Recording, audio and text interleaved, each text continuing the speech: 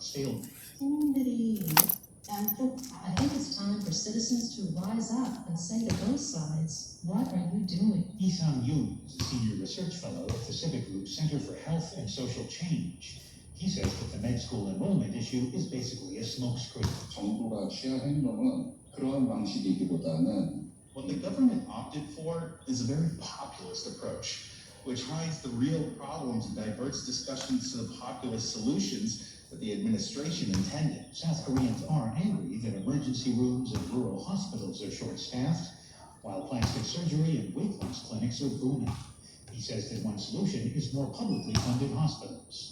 But he says such reforms would challenge powerful interest groups. 의사수 중원 동지를 이렇게 강력히 Korean doctors groups, which have so strongly opposed increasing the number of doctors, are likely to resist such fundamental reforms even more strongly. So watching this current crisis has made me more pessimistic about reaching such solutions. He says that the government is unpopular, so it may be forced to back down. But he adds that the current strike is undermining the public's trust in the medical system. And without that trust, he says, a win for the doctors would be an empty one. Anthony Kuhn, NPR News, Seoul. Toronto in September, glitz, glamour, stars. I just don't mean the Maple Leafs. The Toronto Film Festival screens many of the movies that we'll all soon get to see. Critics who don't good luck are joined us now from Toronto. Thanks so much for being with us, Siddhan. Thank you for having me, Scott. Tell us about some of the films that have received a lot of attention. Of course, one of the films that has really stood out is Baby Girl, starring Nicole Kidman. It's got Kidman as a powerful, high-strung tech CEO who begins a very salacious and kinky affair with her much younger intern, played by Harris Dickinson. And it's a film about power and everything that means, both in a professional and personal, as well as a sexual context. And it's a very exciting, but at the same time, a very human film. It's intimate and funny and thrilling all at once. I must say, we don't hear the word kinky on NPR. Thank you very much. Any other films? One that I really enjoyed, which has received a bit of a mixed reception, but understandably so, is the post-apocalyptic musical, The End, from Joshua Oppenheimer. It's his first foray into narrative features. Prior to this, he has made exclusively documentaries about genocide. So you can imagine what a musical from a mind like that might look like. It is about a family who has been in an underground bunker for about 20 years, a wealthy family. They have, servants and household help down there. And they're reckoning with the fact that they have also contributed to the downfall of society and civilization as people in the energy sector. And their lives underground kind of turn upside down when a mysterious survivor shows up. What performances stood out for you, Siddhan? One of the performances that captivated me most was Amy Adams in Nightbridge, which is, I don't want to say it's a body horror film, but it is a film in which this new mother of a 2-year-old is still dealing with the physical changes that she's gone through and the hormonal changes. And then she starts to turn into, or believes she turns into, a dog at night. Amy Adams is caught between these two worlds of wanting to be a good mother and wanting to be liberated from the constraints and expectations of motherhood. And I think she wrestles with that in really interesting ways. It's a very verbose and wordy film that explains its themes, but at the same time, all the things it doesn't explain, you can kind of intuit just from Amy Adams' eyes. I think she is absolutely captivating to watch. Siddhan, I gather that you were just in Venice for that film festival. That's right, I was. What are some films you've seen in Venice and or Toronto that you don't want us to miss, but might otherwise fly by? The number one film that comes to mind for me is Brady Corbett's The Brutalist, which really embodies the feeling of "they sure don't make them like that anymore."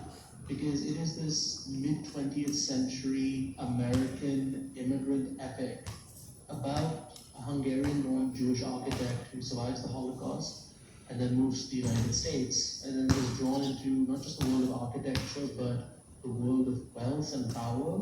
and it's about what the American dream means in the modern world.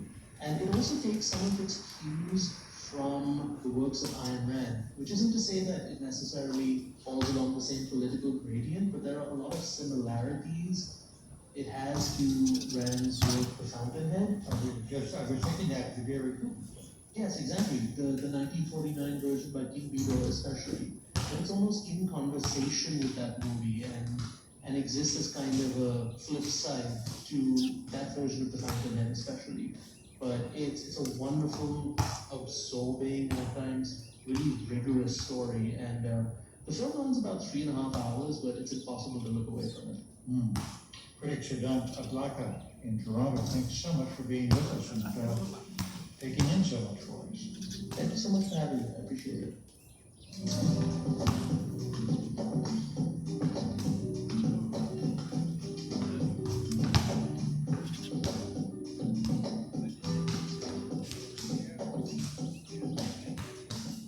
Weekend Edition is a production of NPR News, which is solely responsible for its content. Like a story you heard on this or another NPR program? Share it with a friend at npr.org. While there, you can also hear stories you missed, enjoy expanded content, or connect to your favorite member station.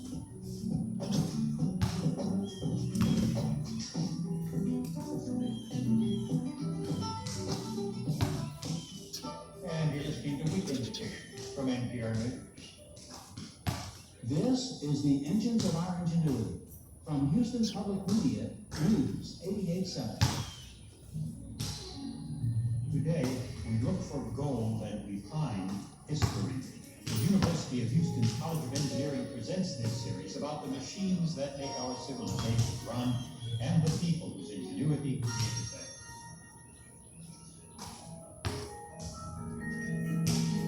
There was no moon on the night of June 23rd, 1944.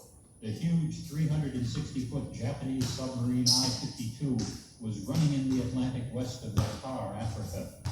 It had been a long haul from Japan to Singapore, across the Indian Ocean, around Africa's Cape of Good Hope. Now it was headed north toward German-occupied France. You see, Japan had raw materials, Germany had technical know-how. In the late days of World War II, the I-52 was loaded with 300 tons of the tin, molybdenum, tungsten, and rubber that Germany desperately needed. The Japanese had come to buy German technology, and they also carried more than 2 tons of gold to sweeten the deal. They ran underwater on batteries by day and on the surface recharging batteries by night. They didn't know the Allies had broken their codes, that the American Navy was after them. That night in 1944, the pilot of a lone carrier-based plane found the I-52 on its radar, dropped flares, and saw the sub trying to dive to safety. He caught it squarely with his one torpedo. 95 sailors, 14 Mitsubishi engineers, and all that gold went down in 17,000 feet of water, over 3 miles down. The American carrier and a lurking German submarine both noted the position, and that was that. There the I-52 sat far out of reach and practically out of memory for 50 years. But 4,400 pounds of gold is not so easy to forget. Finally, ocean explorer Paul Tidwell built a leading-edge team of Russian and American oceanographers. They went after the submarine with remote cameras. It wasn't easy. The New York Times tells how on May 5th, 1995, with the search vessel running low on fuel, Tidwell's team found the submarine miles from the Navy's estimated location. It lay almost a mile deeper than the wreck of the Titanic. Unlike the broken and badly rusted Titanic, the I-52 was in good condition. And now, at this writing, reclamation work begins.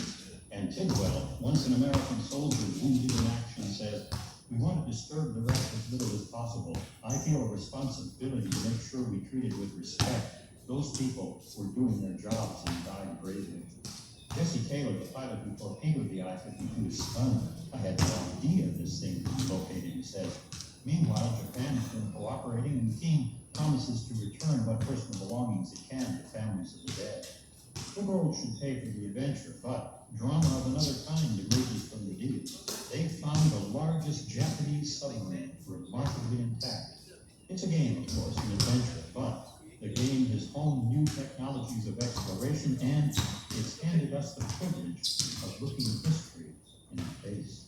I'm John Lienhard at the University of Houston, where we're interested in the way invented mind. A transcript of this Engines of Our Ingenuity, episode number 1044, is online at uh.edu/engines. Additional episodes are available on podcast. Hello, I'm Doug Boss, South Region President of ComExperience. As St. Luke's Health recognizes 70 years of providing care for our communities, we remain committed to supporting access to vital information. That's why we support Houston Public Media. If you took part in our recent fundraiser, take an extra step to have your donation matched. Current and retired employees may be eligible for an employee matching program. Visit HoustonPublicMedia.org/match to search for your company. Cohen reminding you to subscribe to the Houston Matters podcast. Catch each day's show at your convenience. And now you can also find separate feeds of our regular conversations, the good, the bad, and the ugly, and the full movie. It's all available wherever you get your podcasts. That's Houston Matters Monday through Friday at 9 a.m. here on News 887. Support comes from St. Paul's United Methodist Church. United Methodist Church's Ordinary Life Sunday School class, welcoming theologian Reverend Dr. Jackie Lewis on toxic politics and fierce love. Sunday the 22nd, registration and details at ordinarylife.com. ordinarylife.org. This is News 887, your NPR station. Tyler Snyder with these headlines. Ukraine renewed the call today for the West to allow it to strike deeper into Russia using Western-made long-range weapons. The request was a major part of the discussion between British Prime Minister Keir Starmer and President Biden at the White House yesterday. Thousands turned out for funeral services in Uganda today for the Olympic marathon runner Rebecca Cheptegei. Cheptegei was killed in Kenya by her former boyfriend. She was the third female runner to be killed in Kenya since 2021, allegedly by romantic partners. And authorities in eastern Romania say 4 people have been killed by torrential rain that has swept through central and eastern Europe. Several countries are preparing for severe flooding this weekend. I'm Tyler Snyder in DR News.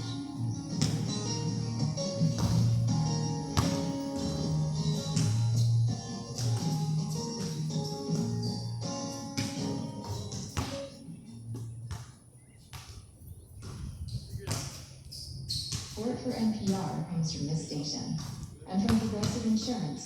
Progressive is looking for individuals in a variety of career fields who want to help build a culture of inclusiveness. More information, including application, at progressive.com/careers. And from the Cy Sims Foundation, since 1985, supporting advances in science, education, and the arts towards a fair, more just, and civil society. More information is available at SciSimsFoundation.org. Weekend edition from NPR News, I'm Scott Simon. Pennsylvania, one of the most critical swing states this election year, and Vice President Harris visited the Commonwealth yesterday. She campaigned in parts of the state best described as Trumpsome. NPR senior White House correspondent Tamara Keith has this postcard from the trail.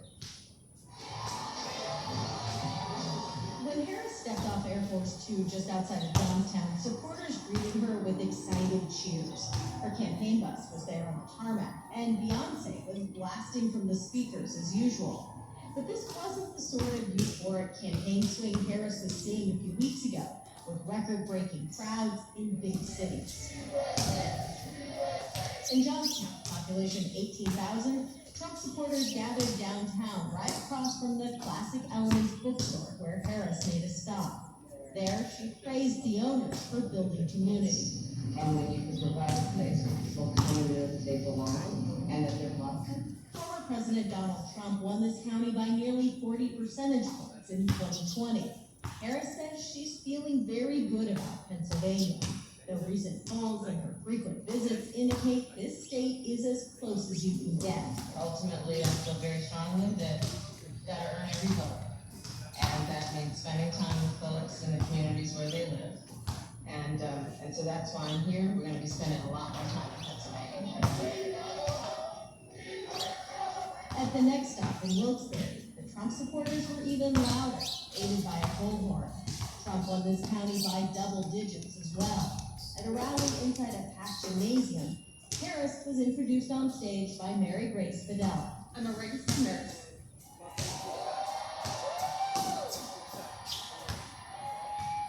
A Scranton native. And a lifelong Republican. At first, the crowd booed, and then they cheered. Videla said Trump's handling of COVID and her mother's death from a virus made her turn on Trump. Now she's planning to vote for Harris. And when Harris came out on stage, she had a message for people who aren't diehard Dems. You know, in the midst of this moment where there are people trying to divide us as a nation, trying to make people feel small and feel alone, these are moments that remind all of us that we are all in this together as one. Harris and her campaign aren't trying to win in these red counties, but they are trying to cut into Trump's margins by going to places Democrats don't normally campaign. Tamara Keith, NPR News, Wilkes-Barre, Pennsylvania. Light pollution is usually thought of as cities, blanketed in haze, city lights, and blot out starry skies. But there's another type of light pollution that's edging into our skies, satellites. Some brighter than most stars. Scientists who study stars and other celestial objects are concerned, especially as the pace of these satellite launches increases. Just this week, one of the dozens of commercial companies launching satellites sent 5 of them into space. Brent Tremblay is Senior Vice President of the American Astronomical Society. He joins us from Newton, Massachusetts. Thanks so much for being with us. It's a pleasure to be here, Scott. Forgive me, what makes a satellite bright? I guess I wasn't aware of it. Yeah, sure thing. Satellites are inadvertently big mirrors in the sky. They're made of metal. Some have very reflective solar panels, and they bounce the light of the sun back toward Earth. And so that's why we see satellites really, really bright in the night sky. They're reflecting the sun back toward Earth, even at night. And this makes it harder to look into the skies.